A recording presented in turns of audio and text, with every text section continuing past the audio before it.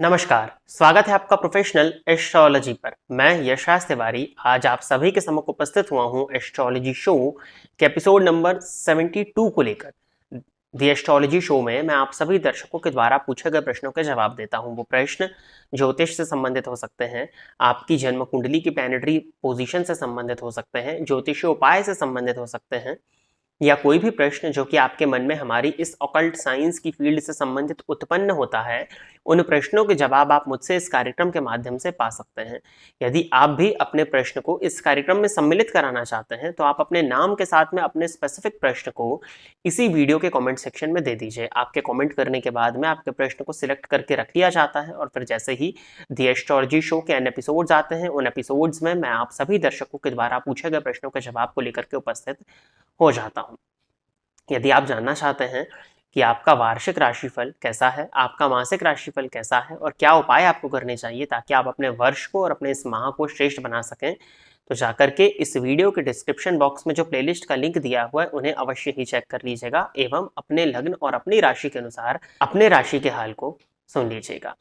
यदि आप इस कार्यक्रम को देखते हैं और इस कार्यक्रम के माध्यम से आपका कुछ भी लाभ होता है तो आप इस वीडियो को लाइक करें, साथ ही साथ इस चैनल को सब्सक्राइब करें ताकि इन फ्यूचर जो भी कंटेंट मेरे द्वारा इस चैनल पर अपलोड किया जाता है उसका नोटिफिकेशन आपको मिलता रहे। यदि इस कार्यक्रम के माध्यम से आपका कुछ भी लाभ होता है तो आप इस वीडियो को ज़्यादा से ज़्यादा लोगों के साथ में शेयर करें ताकि और भी लोगों का लाभ हो और भी लोगों के ज्ञान में अभिवृद्धि हो और उसका माध्यम आप सभी दर्शक बने।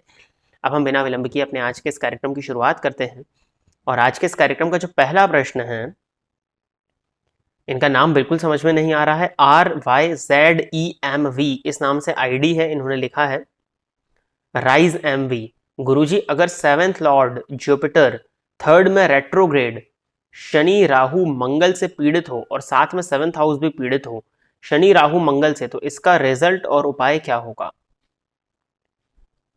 देखिए, तीसरे भाव में गुरु हैं, सप्तम भाव के स्वामी होकर के, तो या तो कन्या लग्न की चर्चा हो रही है या तो मिथुन लग्न की चर्चा हो रही है। और तृतीय भाव में सप्तम भाव के स्वामी जाकर के पीड़ित हो रहे हैं और सप्तम भाव भी पीड़ित हो रहा है, तो भाव और भावपति तो पीड़ित है।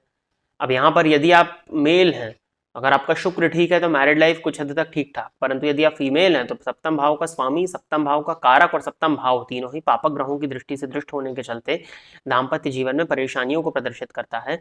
छोटे भाई बहनों के साथ में संबंध में खराबी, बड़े भाई बहनों के साथ में भी संबंध में खराबी को प्रदर्शित करता है, पार्टनरशिप में व्यापार के टूट जाने को प्रदर्शित करता है। तो कहीं ना कहीं ये समस्या है, इसके लिए आपको जन्म कुंडली का अध्ययन कराना चाहिए। बाकी गुरु के उपाय करें, गुरु को बल दीजिए, ब्राह्मणों का सम्मान करना, नित्य मंदिर में जाकर के दर्शन करना, ब्राह्मण आशीर्वाद लेना, साथ ही साथ में मंदिर की साफ सफाई में अपना योगदान देना, इससे आपके गुरु को बल मिलता है। केसर का तिलक अपने माथे पर लगाया करिए, इससे भी थोड़ा सा लाभ मिलेगा। क्योंकि सप्तम भाव का स्वामी यदि तृतीय भाव में जाकर के पीड़ित हो रहा है और आपने वक्री भी बताया तो कुछ पास्ट लाइफ कर्मांश को भी प्रदर्शित करता है। तो एक बार कुंडली को दिखा करके बातचीत करके इसका निष्कर्ष निकाला जाएगा। परंतु जिन उपायों को मैंने बताया उन उपायों को यदि आप करते हैं तो कुछ हद तक परेशानी को कम तो किया ही जा सकता है। आगे बढ़ते हैं। अगला प्रश्न जो है गौरव जैन जी का है। इन्होंने लिखा है कि कन्या लग्न में कर्क राशि में राहु का क्या फल होगा, बताएं प्लीज। मिथुन राशि। अच्छा, कन्या लग्न की कुंडली है, राशि इनकी मिथुन है और 11वें भाव में मतलब कर्क राशि इन्होंने बताया हुआ है। तो कर्क राशि में राहु बैठे हैं जाकर के। दो चीजें हैं यहाँ पर, पॉजिटिविटीज भी हैं तो कुछ हद तक नेगेटिविटीज भी आपको देखने में मिलेंगी। जैसे कि क्या है ना कि कन्या लग्न और मिथुन राशि तो आप पूर्णतः बुध से प्रभावित हैं। अब सबसे पहले आपकी बुध की स्थिति को देखना होगा कि आपकी बुध की स्थिति कैसी है। चलिए, ये तो एक सेकंड पार्ट हो गया, इससे आपके व्यक्तित्व का निर्धारण होगा, आपकी सोच, आपके आत्मविश्वास का निर्धारण होगा। तो बुध की स्थिति का आपने जिक्र नहीं किया तो उस पार्ट को हम साइड में रख देते हैं। अब 11वें भाव में राहु है। 11वें भाव में राहु का होना एक बहुत अच्छी पोजीशन मानी जाती है। 11वें भाव में यदि राहु हूं तो ऐसे व्यक्ति को धन का आगमन अच्छी मात्रा में होता है। ऐसा जाता कि येन केन प्रकारेण धन कमाने के पीछे लगा रहता है, ये पहला सूत्र है। बट पंचम में केतु हो जाएंगे और राहु की दृष्टि पंचम पर, सप्तम पर और तृतीय पर होगी। तो संतान के साथ में, जीवन साथी के साथ में, छोटे भाई बड़े भाई के साथ में रिलेशंस को खराब करेगा, तो एक नेगेटिव पॉइंट हो गया। इनकम के पॉइंट ऑफ व्यू से राहु 11वें घर में ठीक है, बट जो पोजीशन आपने बताई है उसमें कुछ हद तक इनकम में भी वेरिएशंस आएंगे। जैसे कि 11वें भाव के स्वामी चंद्रमा है, चंद्रमा का नेचर होता है बढ़ना और घटना, तो एकादशेष चंद्रमा होने के चलते इनकम तो आपकी फ्लक्चुएटिंग है ही ऑलरेडी। अब राहु जिस राशि में बैठते हैं उस राशि के अधिपति के स्वभाव को ग्रहण कर लेते हैं, तो राहु भी अब आपकी इनकम में फ्लक्चुएशंस क्रिएट करेंगे।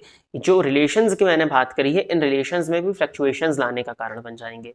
तीसरी चीज, चंद्रमा के केस में देखना होता है कि चंद्रमा पक्ष बल से कितने मजबूत हैं। अगर चंद्रमा आपकी कुंडली में पीड़ित अवस्था में है, क्योंकि 80 to 85% जन्म कुंडलियों में चंद्रमा किसी न किसी तरह से पीड़ित हो जाते हैं। यदि चंद्रमा आपकी जन्म कुंडली में पीड़ित अवस्था में है तो भी कहीं ना कहीं राहु का श्रेष्ठ परिणाम नहीं आपको देखने में मिलेगा और जातक के जीवन काल में उसके मान सम्मान में कुछ हद तक कमी आ जाएगी। जो रिलेशंस होते हैं, जो पब्लिक रिलेशंस होते हैं, वो पब्लिक रिलेशंस कुछ हद तक बिगड़ जाएंगे। फिर भी 11वें भाव में राहु का होना इनकम के दृष्टिकोण से तो ठीक है, धन का आगमन तो होता ही रहता है। तो यदि धनवान न बलवान लोके सर्वे सर्वत्र सर्वदा, तो अगर धन की स्थिति अच्छी है तो चीजें तो वैसे ही ठीक हो जाती हैं बहुत हद तक लाइफ में, बट धन की स्थिति भी निर्भर करेगी आपके चंद्रमा पर। अब आप कन्या लग्न के हैं तो धन भाव के स्वामी शुक्र होते हैं, तो शुक्र को भी देखना होगा, उसके बाद में प्रॉपरली इस प्लैनेटरी पोजिशन का फल कथन किया जा सकता है। यदि परेशानियां आ रही हों तो राहु के मंत्र या फिर गणेश जी की आराधना करके भी आप उस परेशानियों से काफी हद तक सेफ्टी ले सकते हैं। अगला प्रश्न जो है सुरेश जी का है। इन्होंने पूछा है कि पंडित जी एक जनरल क्वेश्चन था, असल में धार्मिक वर्ड का मीनिंग क्या होता है और धार्मिक लोगों की क्या पहचान होती है। अच्छा प्रश्न आपने किया है। दो उत्तर इसके हो सकते हैं, जन्म कुंडली से जोड़ करके भी मैं आपको बता दूंगा और नॉर्मली भी, जैसा आपने कहा है कि जनरल क्वेश्चन है। धार्मिक वो व्यक्ति जो अपने कर्तव्यों को पूरी तरह से निभा रहा है, अपने कर्तव्यों का निर्वहन कर रहा है, वो धार्मिक है।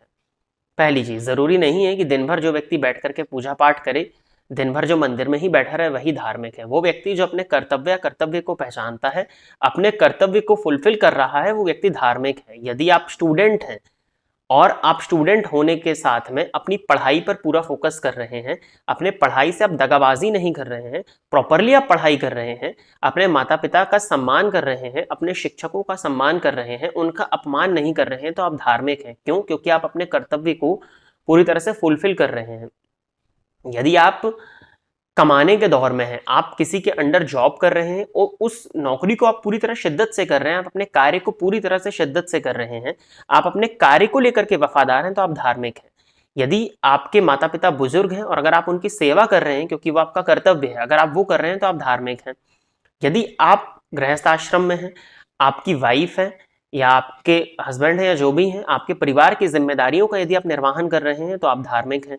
यदि आपके बच्चे हैं, आप पिता की उम्र में आ चुके हैं और अगर आप अपने बच्चों की जरूरतों का ध्यान रख रहे हैं तो आप धार्मिक हैं। अर्थात जो भी व्यक्ति अपने कर्तव्य का निर्वहन कर रहा है वो धार्मिक होता है। यही धार्मिक लोगों की पहचान होती है कि वो अपने कर्तव्य को फुलफिल करने में सबसे पहले लगे हुए रहते हैं। अपने काम को छोड़ करके भक्ति भाव में लगे रहना धर्म नहीं सिखाता। काम के साथ में भक्ति भाव से जुड़ना ही एक धार्मिक व्यक्ति की पहचान होती है, जो कि आपने लिखा है। अब यहाँ बात आती है कि जब हम अपने कर्तव्य को फुलफिल कर रहे हैं तो भक्ति क्यों की जाए। भक्ति इसलिए की जाती है क्योंकि बहुत सी चीजें हमारे मेंटल स्टेटस को अफेक्ट करती हैं इस दुनिया में, तो उस मेंटल स्टेटस की पॉजिटिविटी के लिए भक्ति की जाती है। साथ ही साथ फिर एक स्टेप और ऊपर जाते हैं, जब हम स्पिरिचुअल लाइफ की बात करते हैं, क्योंकि स्पिरिचुअल अवेकनिंग इस सोल का अल्टीमेट पर्पस है, ना कि आपकी इस बॉडी का, तो उसको उसकी अवेकनिंग के लिए, उस सोल की यात्रा को आसान करने के लिए आप भगवान से पूजा पाठ इत्यादि से जुड़ते हैं। वो कर्म कांड का पार्ट है। अब अगर हम इसको ज्योतिष से जोड़ करके देखें तो नवम भाव वो धर्म का भाव है, वही आपके पिता के सुखों का है, वही आपके कर्तव्यों का है, वही पूजा पाठ कर्मकांड का है।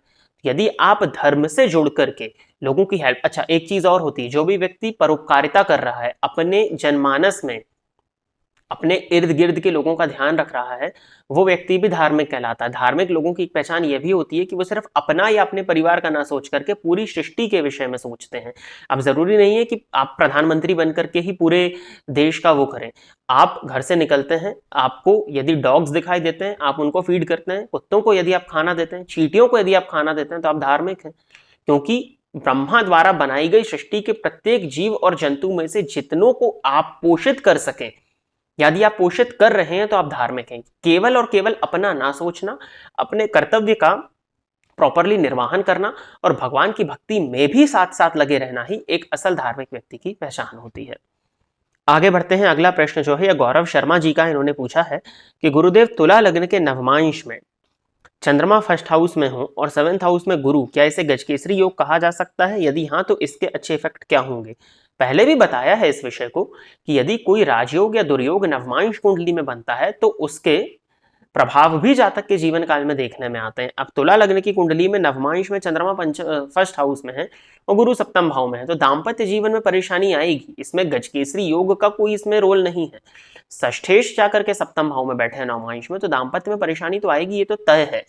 अब गुरु और चंद्रमा का आमने सामने होना गजकेसरी योग का निर्माण कर रहा है, तो व्यक्ति के अंदर ज्ञान की अधिकता होगी। व्यक्ति धर्म पथ पर चलते हुए अपने जीवन को जीने वाला होगा, पूजा पाठ में उसकी रुचि होगी। शिक्षा के क्षेत्र में ऐसे लोगों को अच्छी सफलताएं हासिल हो जाती हैं। ऐसा व्यक्ति धार्मिक होता है, धर्म के मार्ग पर चल के लोगों का हित करता है, अपना भी हित करता है और सबको सोचते हुए आगे बढ़ता है। तो यही इस गजकेसरी योग का, देखिए गजकेसरी योग 3 तरह से बनते हैं।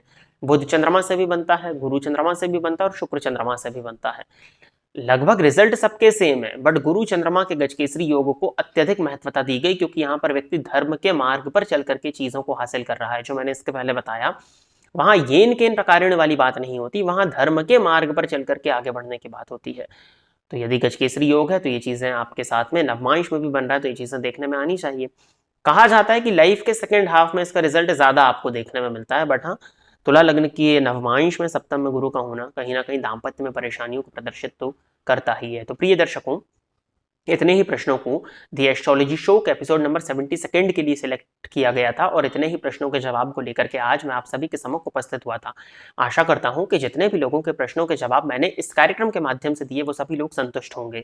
यदि आप इस कार्यक्रम को देखते हैं और इस कार्यक्रम के माध्यम से आपका कुछ भी लाभ होता है तो आप इस वीडियो को लाइक करें, साथ ही साथ इस चैनल को सब्सक्राइब करें, ताकि इन फ्यूचर जो भी कंटेंट मेरे द्वारा इस चैनल पर अपलोड किया जाता है उसका नोटिफिकेशन आपको मिलता रहे।